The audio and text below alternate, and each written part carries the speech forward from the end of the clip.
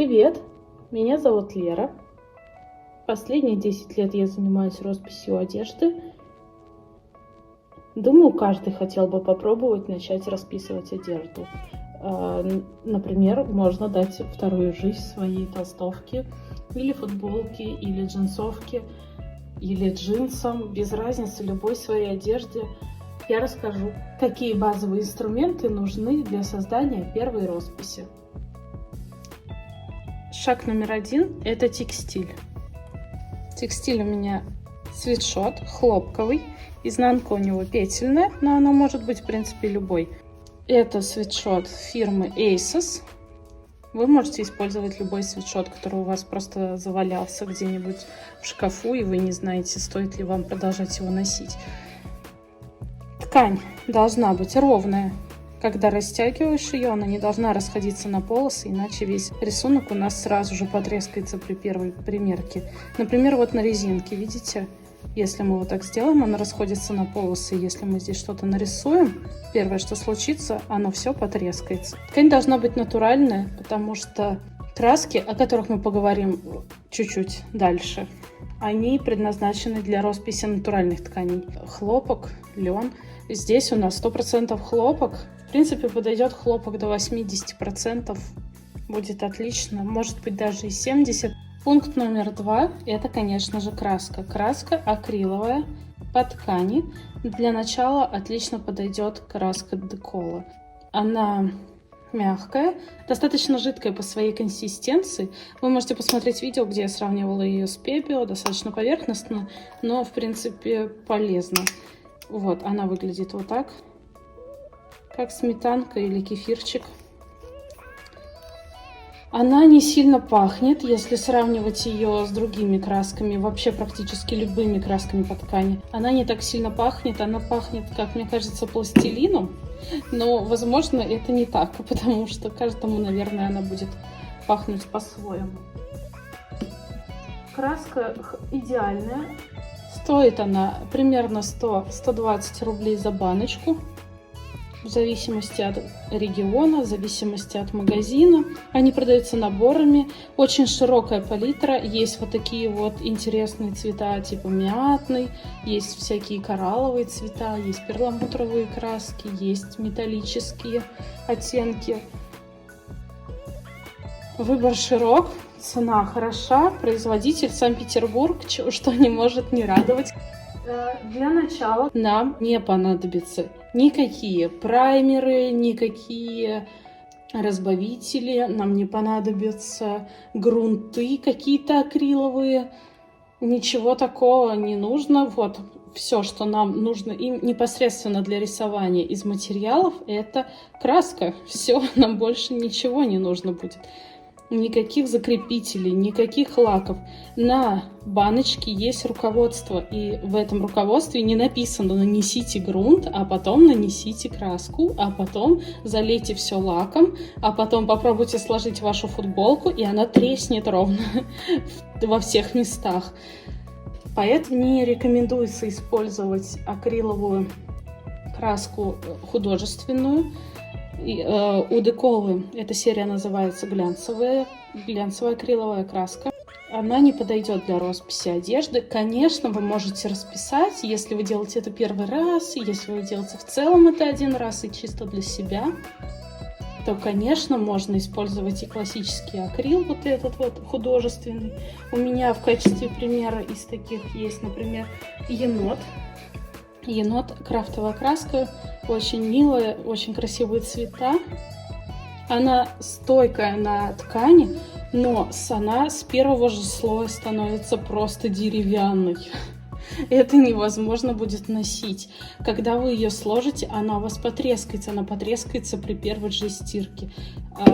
Однажды мне подарили футболку с росписью художественным акрилом, и она треснула еще до того, как я ее распечатала. Это, конечно, очень обидно, потому что это такой труд. Раньше я тоже использовала, конечно, любой акрил, какой могла, но когда я начала работать за деньги, я уже стала использовать правильную технологию, чтобы это все было долговечно и красиво и удобно.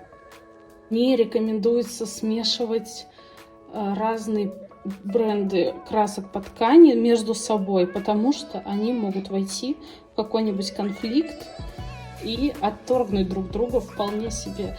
Такое возможно, например, краски Декола и краски Пебио, которые я обозревала в другом видео.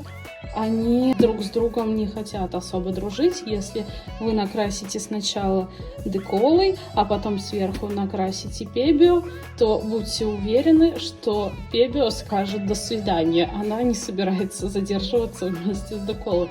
Что касается наоборот, здесь нужно экспериментировать, смотреть. Следующий пункт у нас – это кисти. Кисти – это синтетика. Синтетика плоская. Размеры нужно выбирать уже исходя из своих предпочтений. По своему опыту скажу, что размеры подойдут вот примерно такая вот средняя, достаточно большая. Вот такая вот поменьше. Это у нас вот номер 8, номер 16. И очень тоненькая, не пренебрегайте этим, номер 1. Вот. И что будет, если вы не будете мыть кисти сразу же после того, как накрасили? Ваши кисти придут в негодность. Акрил убивает любые кисти. Вот эта кисть мылась, когда положено, и со временем она превратилась не пойми что. Да, она немножечко еще вот мягенькая, но она вся распушилась во все стороны, она вся забилась акрилом, и его оттуда уже никак не вытащить. Она старая. А эта кисть еще более-менее свежо выглядит, но я ее не помыла должным образом, и теперь она деревянная. Все, она испорчена, с ней уже ничего нельзя сделать, только выкинуть. Я должна была это показать, прежде чем выкинуть правильно. Так что не пренебрегайте и мойте кисти сразу же после росписи, иначе они с вами попрощаются. Нам понадобится палитра. Палитра, чтобы смешивать цвета. Моя уже немножечко начата. Я увидела такой лайфхак в интернете, что можно сделать себе бесконечную палитру. Можно взять палитру, обмотать ее пищевой пленкой, и когда она будет израсходована целиком, то пленку просто сдираешь, и у тебя новая, совершенно новая палитра. Это здорово, это классно, просто шикарный лайфхак, пользуйтесь им все обязательно. Так что палитра нам будет нужна. Здесь говорить-то нечего особо. Не вываливайте всю краску на палитру, иначе она засохнет очень быстро и станет резиной. Акрил засыхает и становится резиновой пленкой, так что вот если я сюда вылью, например, другого цвета акрил, он вот с этим цветом уже не смешается ни в коем случае, потому что все, оно уже высохло, и это уже просто кусок резины. Поэтому расходуйте краску с умом, не вываливайте на палитру все свои запасы краски, мешайте по чуть-чуть, и будет вам счастье.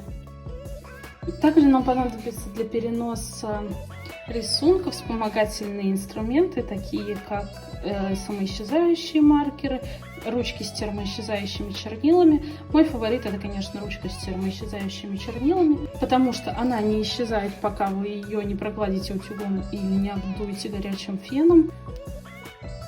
А самоисчезающие, конечно, могут исчезнуть, когда они захотят. Маркер из себя представляет цветную часть и корректор, который может смывать эту часть. Видите, я его весь достаточно хорошо использовала. Вот. Но я, конечно, выбираю ручки с термоисчезающими чернилами. Ручка стоит примерно 120 рублей. Это очень удобно, и это просто открытие век, когда я нашла эти вспомогательные средства. Можно использовать копирку, но я ее не использую. Она оставляет грязные следы. Но кто-то может приноровиться, кому-то может быть удобно, но я вот рассказываю вам о своем опыте, а не о чем-нибудь другом опыте. Поэтому копирку вам здесь разворачивать не буду, но она у меня есть, и я ее пробовала делать. Так что переходим к следующему пункту необходимому. Следующий пункт — это что подложить под ткань, ведь если мы не подложим что-нибудь под ткань, то у нас обязательно рисунок пропитается на изнаночную часть, а с изнаночной части пропитается туда, куда мы не хотели бы, чтобы рисунок перемещался. И поэтому я использую холст. Вы можете посмотреть, сколько уже тут есть отпечатанных рисунков разных. Я его использую как подложку под ткань, не знаю, как правильно это назвать. Кто-то предлагает обворачивать холсты, картонки, деревяшки, что угодно, что можно подложить, обворачивать пищевой пленкой, но я, конечно, так не делаю, потому что я уже приноровилась, как сделать так, чтобы она не приклеивалась, и поэтому все рисунки у меня отпечатываются на холст. Я сразу же отрываю ткань от холста, чтобы оно не приклеилось, и оно уже второй раз не приклеивается, так что, не знаю, может быть, и пленка может приклеиться. Но нужно быть внимательным. Вы накрасили и попробовали оторвать сразу же ткань от того, что у вас подложено внутри. Вот и все, и тогда у вас точно ничто не приклеится, даже обычный лист бумаги не приклеится. Но, повторюсь, нужно быть внимательными, нужно смотреть во время процесса, контролировать, чтобы не вышло неожиданных неприятностей. Финальный пункт — это, конечно, у нас утюг и ткань для утюга, которой мы будем закреплять нашу роспись, когда уже она будет готова, когда она уже просохнет. Но утюг я, конечно, в кадр тащить не буду. А вот ткань могу показать, потому что при закреплении, посмотрите, синие пигменты почему-то у меня остаются на ткани. Синие и голубые. Вот. Поэтому ткань лучше использовать какую-нибудь отдельную, специальную. Ну, я имею в виду, что лучше не гладить через, например, свою любимую белую футболку, потому что вдруг она испортится, когда вы будете закреплять свою роспись на ткани. И поэтому лучше использовать какую-нибудь ткань, которую вам будет не жалко. Например, у деколы черный цвет, если вам покажется, что вы готовы его закреплять раньше, чем он решил сам досохнуть, то тогда он отпечатается тоже на такой ткани. Теперь останется только выбрать идею для своей росписи, выбрать одежду, на которой будет не жалко поэкспериментировать. Идею можно выбрать в Пинтересте или придумать эскиз самим. Будет очень интересный опыт, которым я буду рада, если вы со мной поделитесь в моем инстаграме, ссылка на который есть в описании видео. Это был обзор базовых инструментов для вашей первой росписи. То, что вам нужно будет либо купить, либо откопать у себя в шкафах и попробовать сделать свою первую роспись на своей футболке или толстовке. Спасибо, что посмотрели и это видео. Надеюсь, вы поставите лайк ему, может быть, напишите комментарий, может быть, подпишитесь на канал или посмотрите другие видео с моего канала. Буду благодарна вашей поддержке. Спасибо. Всем пока.